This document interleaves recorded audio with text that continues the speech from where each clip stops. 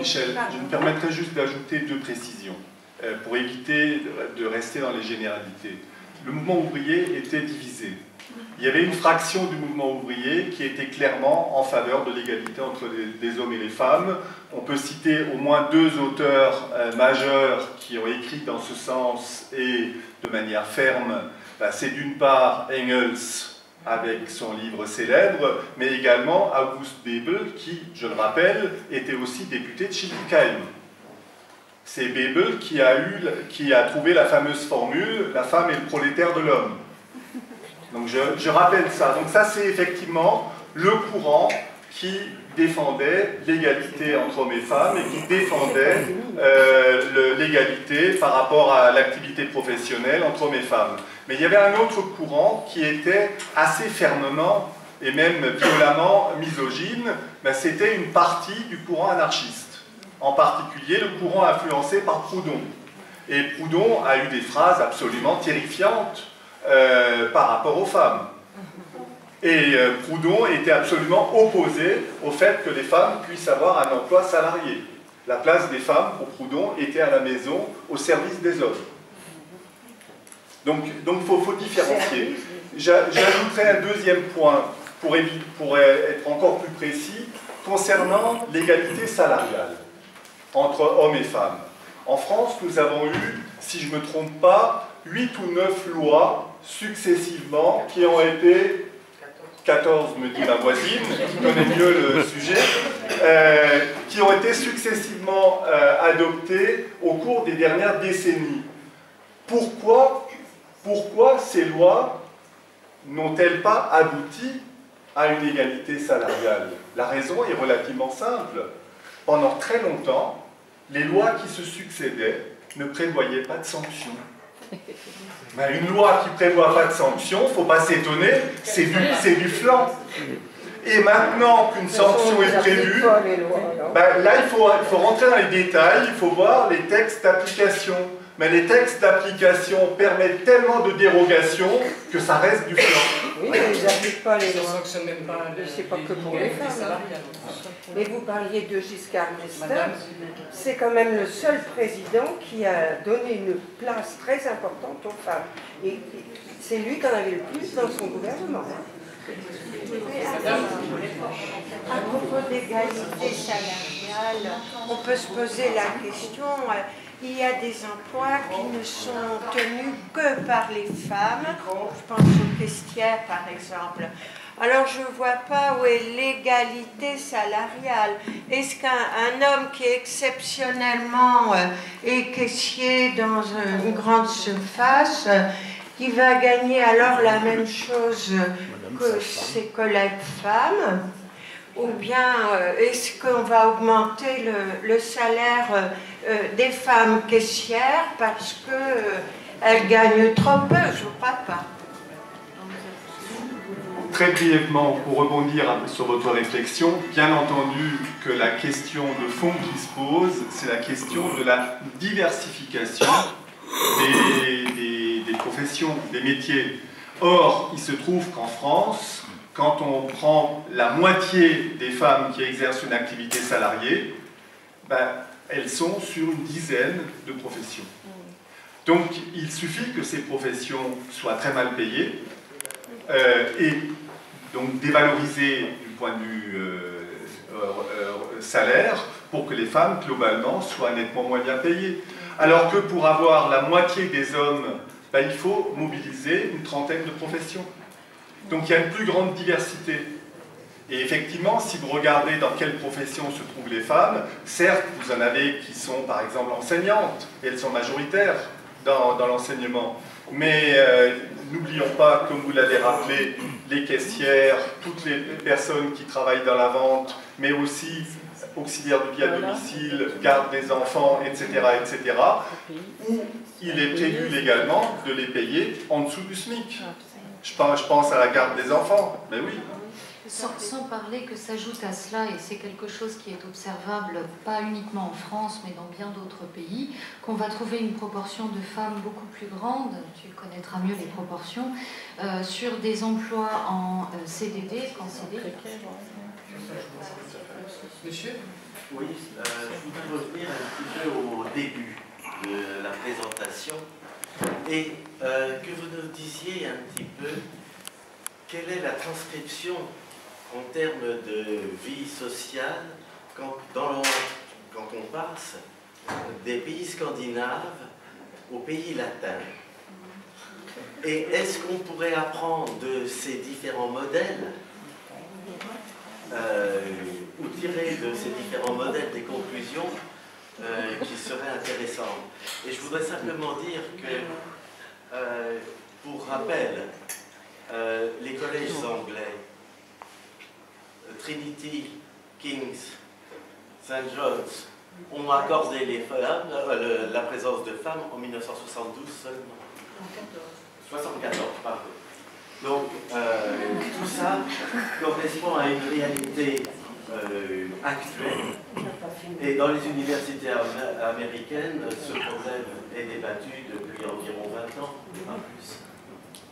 En tout cas, merci pour vos remarques. Mais j'aimerais rebondir sur la remarque concernant la comparaison.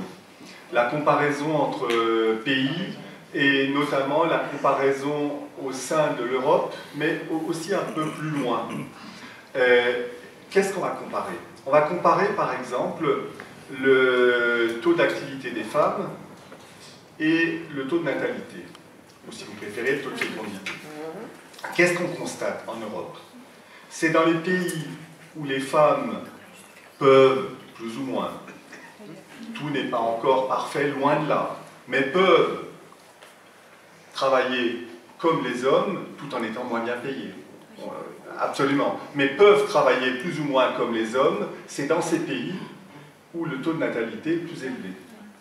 Lesquels? La France en premier lieu, les pays d'Europe du Nord, où, un chouïa après, le taux de renouvellement des générations est assuré.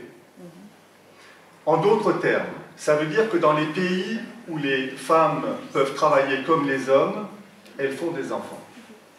Dans les pays où elles ne peuvent pas travailler comme les hommes, soit parce qu'elles ne trouvent pas de travail du tout, elles sont enfermées à la maison, soit parce que c'est des travaux précaires, à temps partiel, etc. Mais qu'est-ce qui se passe? Une partie des femmes ne fait pas d'enfants du tout. Et résultat des courses, le taux de natalité, le taux de fécondité global est beaucoup plus faible. Exemple, nos voisins. En Allemagne, il faut nuancer, en Allemagne de l'Ouest. Ils ont un gros problème. En Allemagne, mais pas seulement en Allemagne. En Espagne, en Italie, en Grèce. Dans tous ces pays, en fait, alors ensuite les pays de l'Est, c'est complexe, mais c'est aussi l'appauvrissement de la majorité de la population et la perte de la place des femmes qu'elles pouvaient avoir plus ou moins auparavant, mais toujours est-il que dans les pays de l'Est, il y a un effondrement de la natalité. Par exemple, dans les pays de l'ensemble balkanique, ex-Yougoslavie, c'est très faible, mais il n'y a pas que là. Ma voisine enseigne le japonais au Japon depuis maintenant 25 ans, un peu plus même. 2005. On a même avant pour le taux de natalité et de fécondité, très faible, et depuis maintenant plus de 10 ans, la population diminue. Alors pourquoi? C'est là que ça devient intéressant. Mais c'est parce que les conditions de travail qui sont faites aux hommes sont des conditions quelque part encore féodales. Je m'explique. Les gens, quand ils partent au boulot le matin, ils ne savent pas quand ils rentrent. Si le chef dit on reste, on reste. Et donc, qu'est-ce qui se passe pour les femmes? Quand elles se marient, elles sont virées. Et dans les entreprises les plus libérales, elles sont virées quand elles sont enceintes. On peut les faire continuer. C'est illégal, hein, je le précise, mais la pratique est courante. C'est quand même illégal. Dieu merci. Je voudrais aussi revenir à ce que vous avez dit, et il me semble sur lequel vous êtes passé un peu trop rapidement, au moins pour moi. J'aimerais que vous nous expliquiez un peu plus la différence que vous avez faite entre égalité et différence. Non, pour un mathématicien, vous lui dites deux éléments, ils sont égaux et différents. Il va bondir au plafond. Il va dire, attendez, expliquez-vous.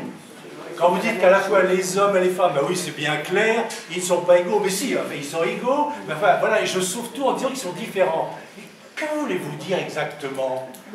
Deux feuilles, elles sont égales, oui, mais elles sont différentes, oui. C'est ça que vous voulez dire? Mais qu'est-ce que ça veut dire? Les hommes et les femmes, ils sont égaux ou pas égaux? S'ils sont égaux, est-ce qu'il y a la dimension pas inégale de supérieur et inférieur? Mais ça, c'est très différent de la dimension différence et similitude. Que vouliez-vous donc dire en disant que les hommes et les femmes sont égaux, mais en même temps différents? Je ne comprends pas. Alors, je vais prendre un exemple simple. Monsieur, je prends un exemple simple. Je comprends, mais je veux... Non, l'exemple simple que je vais prendre, c'est vous et moi. On va prendre deux hommes. Nous sommes différents. Nous avons un tas d'activités qui sont différentes. Nous avons des centres d'intérêt différents. Maintenant, si on prend un critère particulier, par exemple le niveau de revenu, peut-être que nous sommes dans une situation égale, peut-être que non. Mais on peut mesurer si nous sommes des inégaux de ce point de vue ou non. Mais nous sommes par ailleurs différents. Vous êtes d'accord avec moi? C'est clair, oui. Mais l'égalité s'oppose à l'inégalité. Et supérieur et inférieur? Non, attendez. L'égalité s'oppose à l'inégalité. La différence s'oppose à l'identité. Et il ne faut pas passer d'un registre à un autre. Nous pouvons. D'accord? Oui, mais c'est pas complètement clair. C'est pourtant de la philo. Hein. Oui. Madame?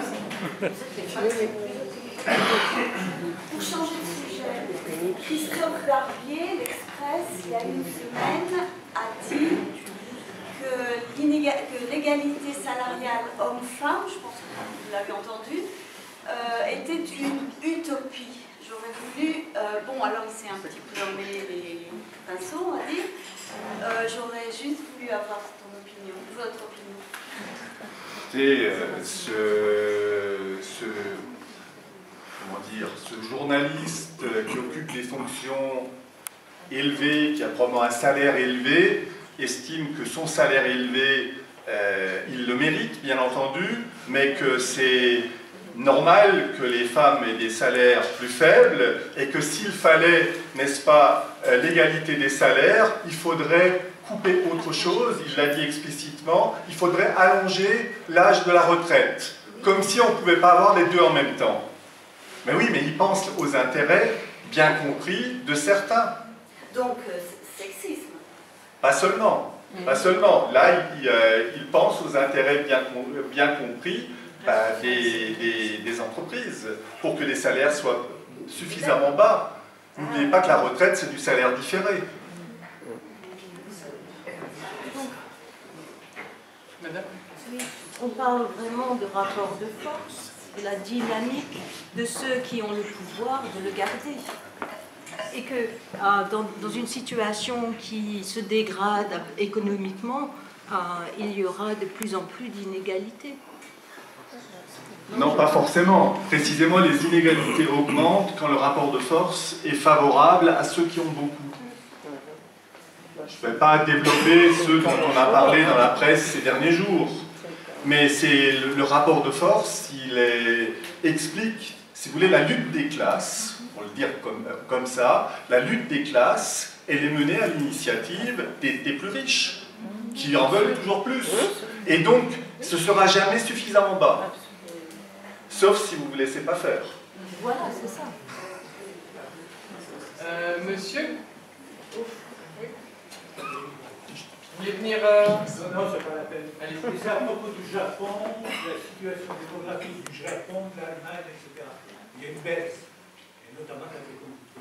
Ce qui me surprend toujours un peu, c'est qu'il y a la qualification implicite de cette baisse comme quelque chose d'inquiétant. Et pourquoi on ne dirait pas que c'est aussi une bonne chose?